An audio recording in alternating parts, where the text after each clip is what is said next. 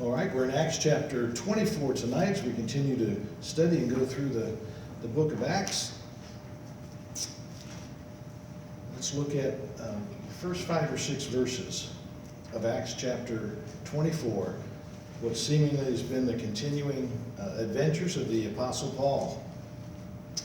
And after 5 days, Ananias the high priest descended with the elders and with a certain orator named Tertullus, who informed the governor against Paul.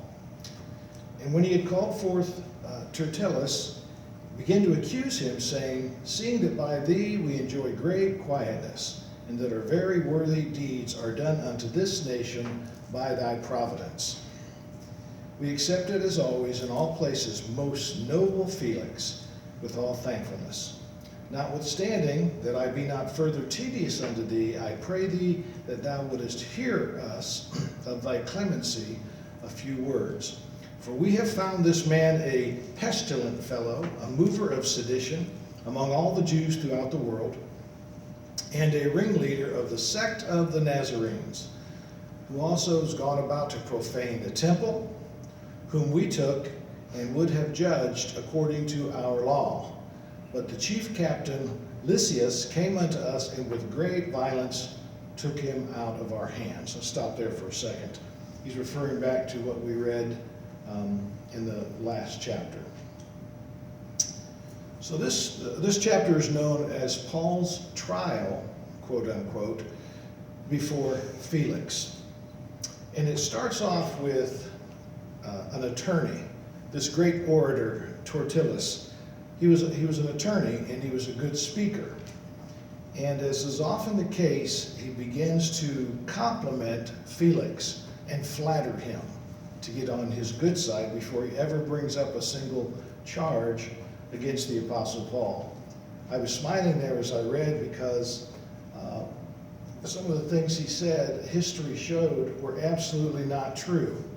They didn't have peace under Felix's reign. They didn't have calmness. They didn't have quiet like he alluded to in verse 2.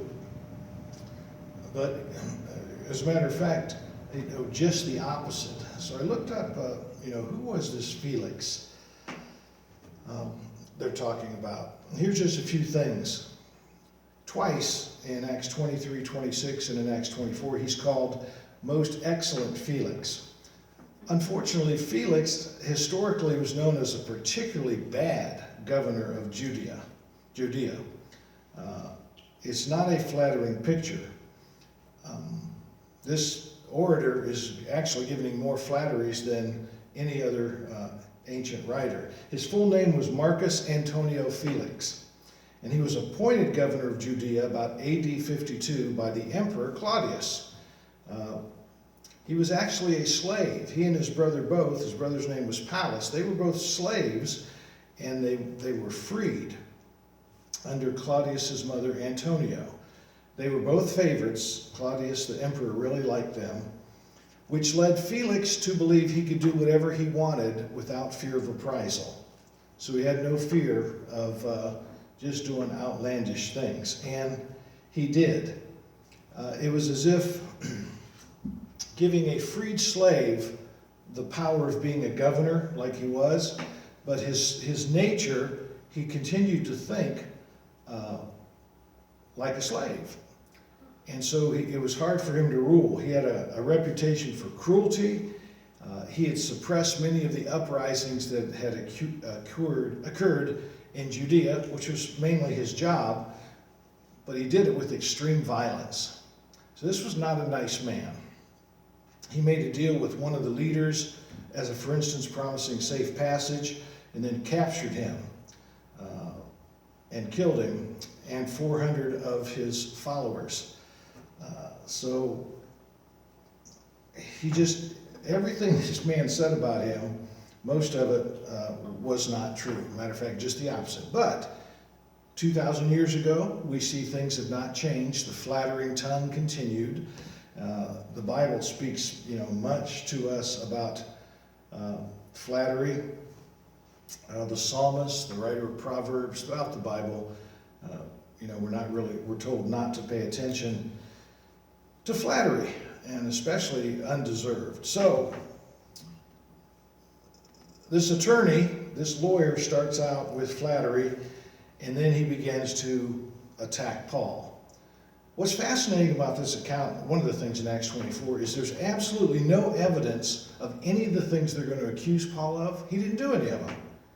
Not only that, there were no witnesses that came forward to corroborate what they were saying. Paul will point out that only 12 days or so have passed since he was at Jerusalem. How could he have done all these horrible things? And where are the people to accuse him of that? None of that happened. But as I said, Proverbs 20:19 says, "He who goes about as a talebearer and reveals secrets, do not associate with one like this." So in verses 5 and 6, this attorney accuses specific charges of the Apostle Paul. "We found this man to be a pestilent fellow, a mover of sedition among the Jews throughout the world, and a ringleader of the Nazarenes." What did that mean? Do you remember how Nathanael said back in the Gospels, "Can anything good come out of Nazareth?" Nazareth had a reputation of being a low city, and a rough city, a poor city, a talentless city.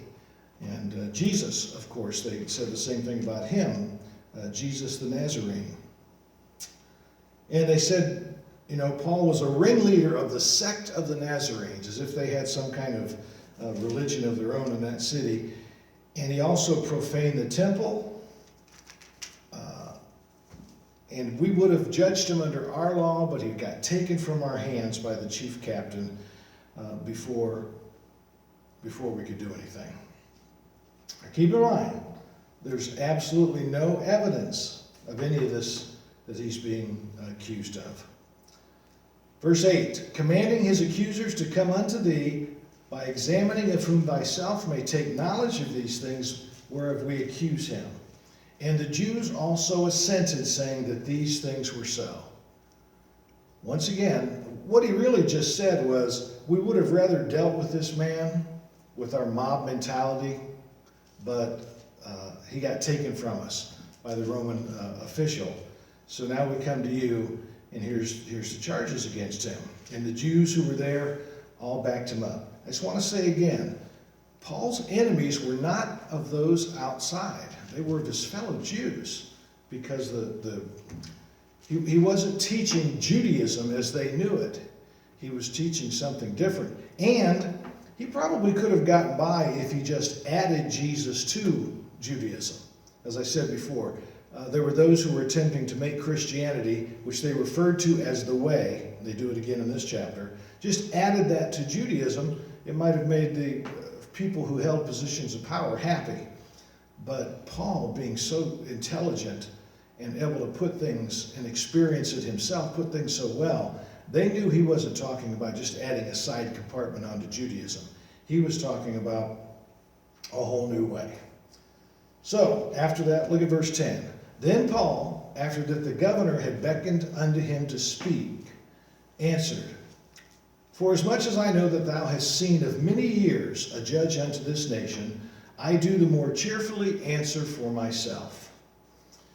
Because thou mayest understand that there are yet but 12 days since I went up to Jerusalem to worship, neither found me in the temple, disrupting or disputing rather with any man, neither riling up the people, neither in the synagogues nor in the city. Neither can they prove the things whereof they now accuse me.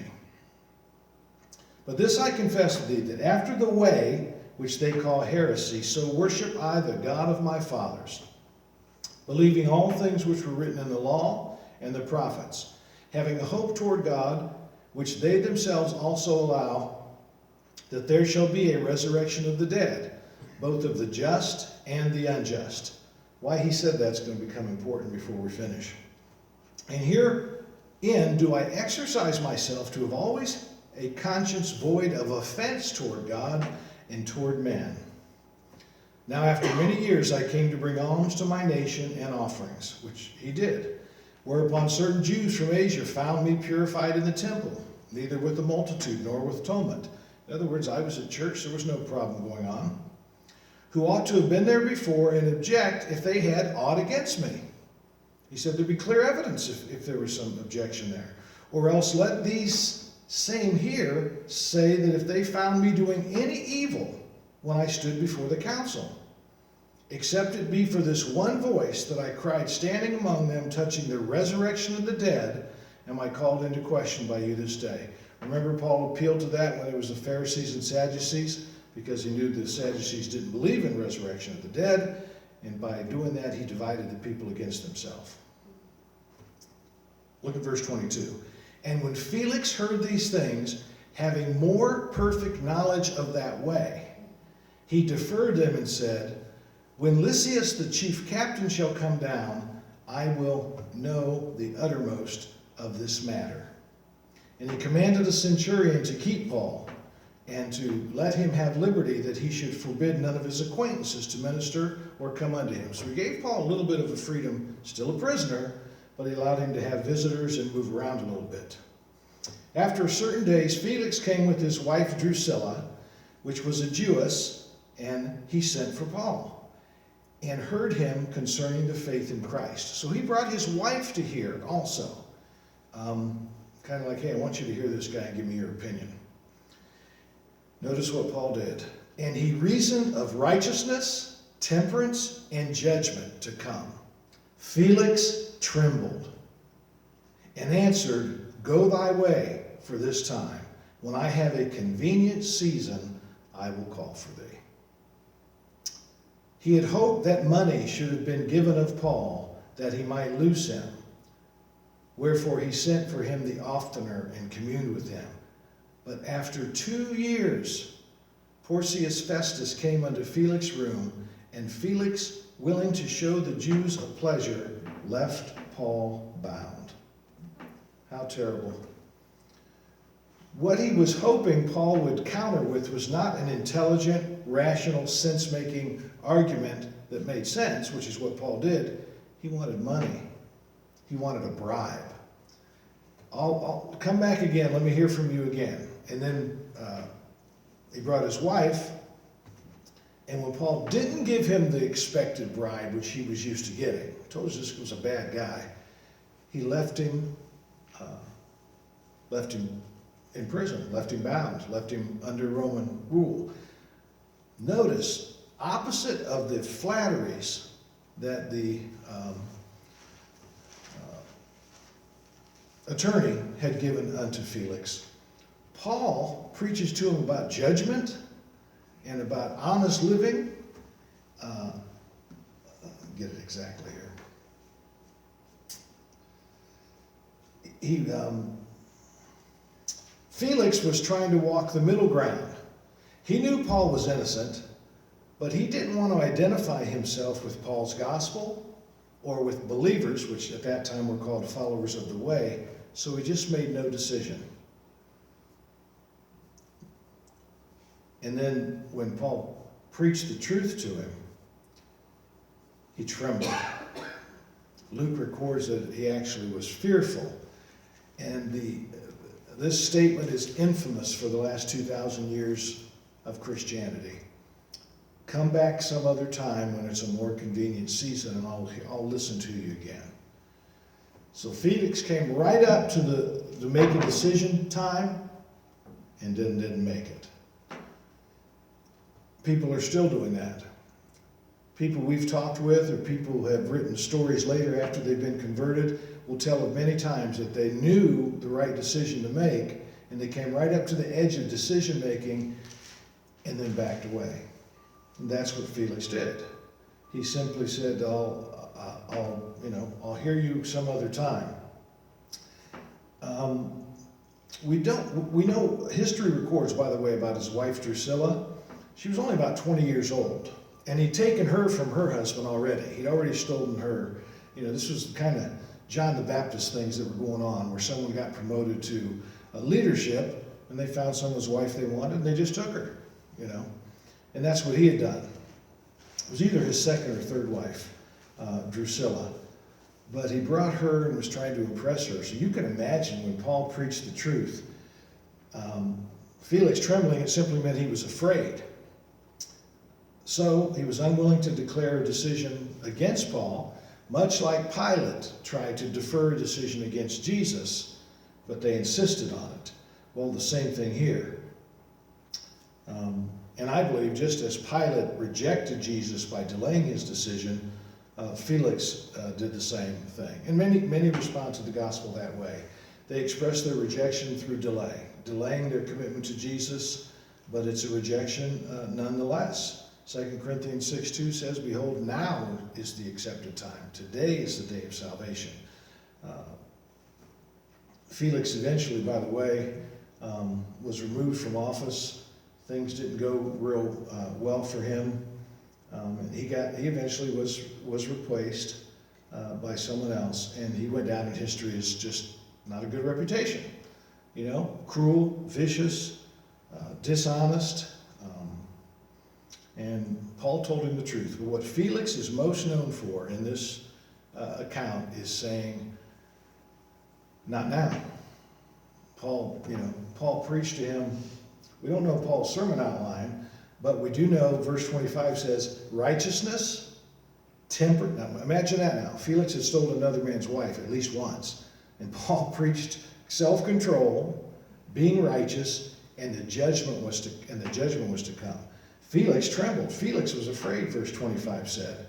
But instead of making the decision to follow the Lord, he said, "I'll send for you when I have a more convenient season." And then he left him in prison. Left him under Roman rule. It was terrible. But that same indecision, Felix wasn't the first to voice that. Felix wasn't going to be the last. Those of us that know the story later on of King Agrippa, he too said to Paul, "Almost thou persuadest me to be a Christian." Wow, to come that close. What struck me as I was tuning up on this week, something else that struck me was, think of whose presence he was in. The crowd made a big deal that Paul was in the presence of Felix. Whose presence was Felix in? The same man God had backed up with signs and wonders and miracles, and his heartfelt, Holy Ghost-filled preaching of righteousness, temperance, and judgment. Felix still had the choice, didn't he? He didn't commit. What more powerful a vessel for God to speak through than the Apostle Paul? This would have been another man. Can you imagine the turnabout? The turnaround he could have influenced people for goodness' sake and for righteousness' sake and for the Lord's sake. God purposely put Paul in front of a lot of powerful people, all the way to Rome, because their conversion, eventually they did, but one by one, enough people were converted to the gospel message that Paul and those like him, the Bible says, turned the world upside down. They changed everything. But tonight, here was Felix, afraid, trembling, knew Paul was right. Probably, his conscience smote him, but he said, "Come back some other time." That's been the battle cry of us sinners for 2,000 years. I want to do it, but not now. I hear what you're saying, but not tonight. So if the Bible tells us one thing, it's don't hesitate. Don't wait. We don't know how long we have. We may be the last voice. We may be the last witnessing to that person in such a powerful way. And Paul, even though he had everything to lose and not much to gain, he told Felix the truth, didn't he? He didn't flatter him. He didn't lie. He said, where are the people who are against me? Where's the proof of what these are saying? This is a group of people who are just out to get me. Where's their proof? And if Felix had been a righteous ruler, he would have freed Paul. Said, "Hey, you got some grudge against him, but you have no proof." But he wanted, as I said, he wanted that under the table bribe. He wanted Paul to come up with some money, which is the way it was done then. And unfortunately, a lot of times it's still the way it goes on now. I knew a man I was friends with, 30 years ago. And he had confessed to me that if it wasn't the fact that his father had money, he'd be in prison today. His father literally was able to buy his freedom with the judge. Imagine that. I mean, that's not justice at all. Well, what's changed? If we all knew the stories down human history of that same story, we would shake our heads. So, anyways, Acts 24. Felix, like Agrippa, in effect said, almost, thou convinced me to be a Christian, but he didn't make that decision.